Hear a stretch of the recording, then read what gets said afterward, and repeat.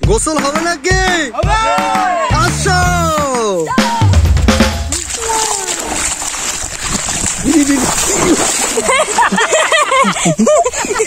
পায়া রে পায়া কইক মারেছি জাইল্লা জোরা এক নামে মিনাজের নাইয়া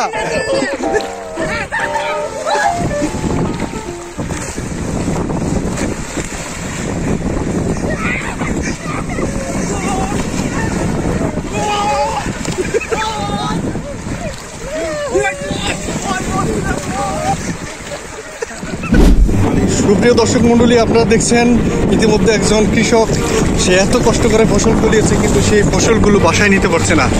আপনি কি একটু বলবেন আপনার অনুভূতিটা কি? নিয়ে দেবে না, হ্যাঁ ধান কাটতে পারতেছি না, অবস্থা গেছেন আপনি ধান নিতে পারেন না, তো আপনার দোষ। যখন ঘূর্ণিঝড় হইবে তখন তো আপনার আগে আগে বলে দিছে। আমি তো জানি বেটা এত পানি হইব, আপনি জানেন না কেটা? এই যে ঘূর্ণিঝড়টা হইবে বলে দিচ্ছেন আগে আগে, আপনি ধান কিনলে পাইছিলেন না। খান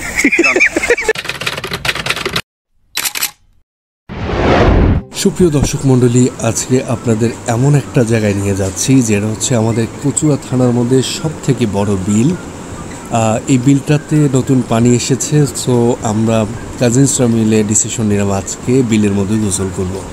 সো পুরো ভিডিওটা উপভোগ করতে থাকুন আর ভিডিও শেষে একটা লাইক দিয়ে যান।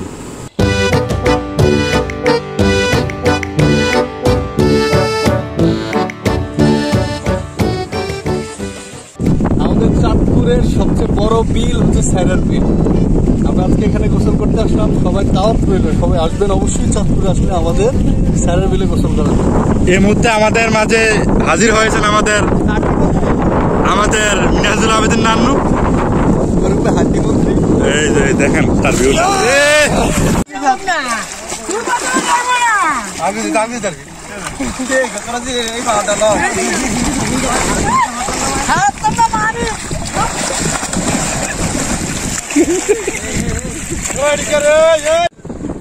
সুপ্রিয় দর্শক, একটা বাস্তব চিত্র দেখেন, যেটা হচ্ছে আমরা যখন ছোটবেলায় ছিলাম তখন আমাদের বড় ভাইরা আমাদের ঠিক এইভাবে দৌড়াইতো।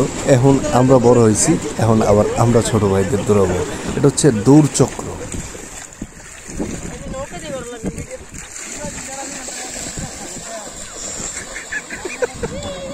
এবার অতিরিক্ত বৃষ্টির কারণে হঠাৎ করে বিলের মাঝে প্রচুর পরিমাণে পানি চলে আসে, যে কারণে আমাদের সবাই ধানগুলো কেটে শেষ করতে পারেনি।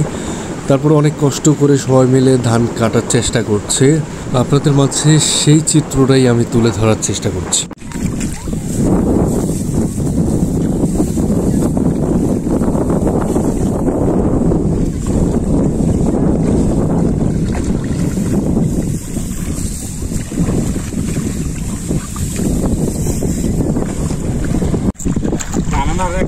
কৌশল পানির মধ্যে আমার ক্ষয়ক্ষতি কেরম হয়েছে?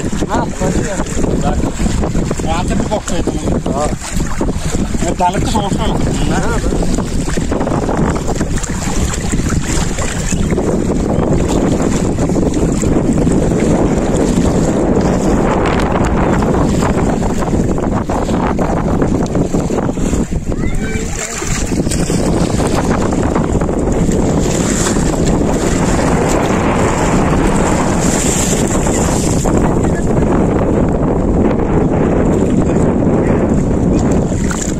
এই পোটলাটা দেখার পরে দাদার কথা মনে পড়ে গেল। দাদা যখন বিলে কাজ করতেন তখন এই পোটলা দিয়ে খাবার এনে দিতাম আর একসাথে খেতাম।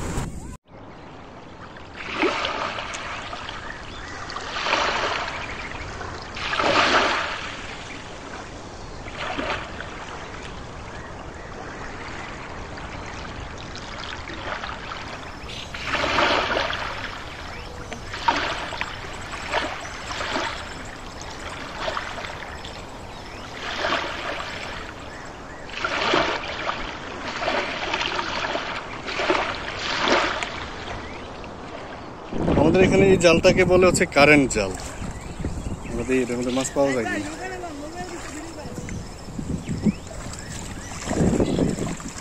আসেনি।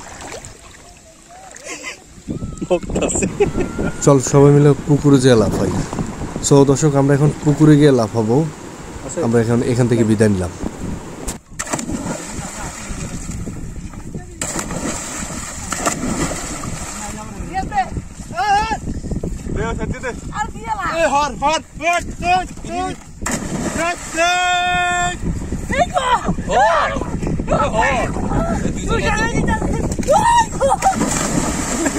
দুইটা দানব।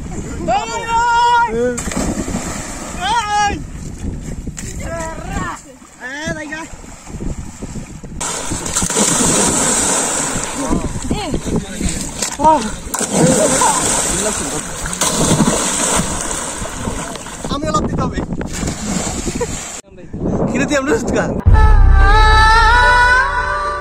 তো গোসল শেষ করে আমরা এখন বাসায় চলে যাচ্ছি। আজকের মধ্যে এই পর্যন্তই। সবাই ভালো থাকবেন, সুস্থ থাকবেন। আল্লাহ হাফেজ।